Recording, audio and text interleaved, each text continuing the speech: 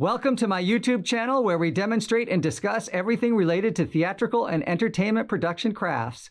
Please subscribe to get the latest updates, posts, and demonstrations. While I will focus primarily on safety in the shops and comprehensive training and operating procedures for tools and machinery, I'll also demonstrate and discuss practical applications like flat and platform construction, scene painting, and more.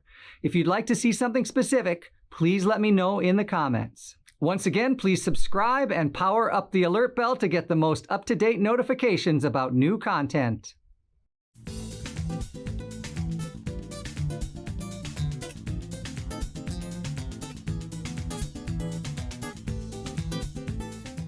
We can also use the impact driver for tightening bolts with a socket. And the socket comes in a variety of sizes, and the socket adapters come in a variety of sizes. This is identified by the diameter of the fitting. This is a 1/4 inch adapter. This is a 3/8 inch adapter. And this is a 1/2 inch adapter. And all of the sockets come in a variety of sizes. This is a 7/16. You can see it's written on there 7/16. And it has a 3/8 inch connector. So I will use the 3/8 inch adapter. The 1/2 inch adapter won't fit, and the 1/4 inch adapter is too loose.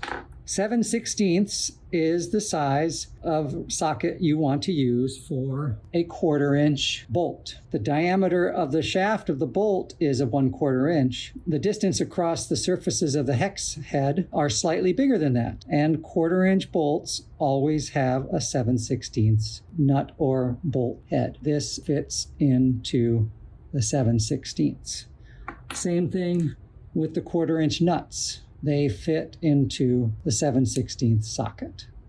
The three sizes you're most likely going to be using are the 7/16 for the 1/4 inch bolts and hardware, the 1/2 inch for the 5/16 bolts and hardware, and then the 9/16 for the 3/8 inch bolts and hardware. I've color-coded our sockets by shank size. These are all color-coded yellow, so they go in the yellow bins, and this one goes in the 7/16 bin, this one goes in the 1/2 inch bin, and this one goes in the 9/16 bin. White is color-coded for the 1/2 inch socket, and red is color-coded for the 1/4 inch drive.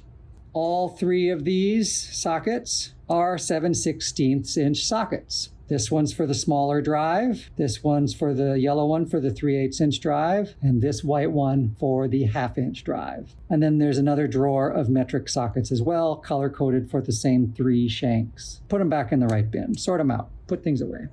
We're going to put in the adapter. The little ball bearing just snaps in there and locks in. There are divots on any four sides, so it doesn't matter which side the little ball bearing is in. Pull out our bit.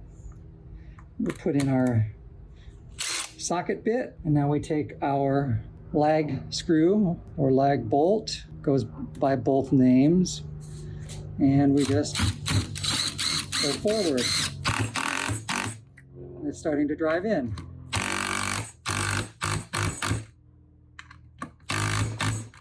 What I did wrong here is I did not use a washer. If I keep doing this, this thing's going to sink down below the surface, and it is going to go beyond the surface, and I'll never be able to get it out. Now it's hot. It's very hot. We're going to drop that one and get ourselves a new one that's not hot. This time I'm going to use a 1/4 inch washer so that it stops where I want it to stop, and I'm going to drill into a new place.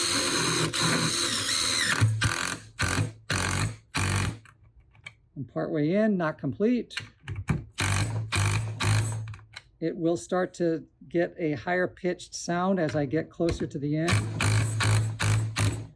It's easy to overdrive the 1/4 inch bolts with this impact driver. It gets harder to do it with the larger ones, the 1/2 inch and the 3/8 ones. Those two pieces are now lagged together.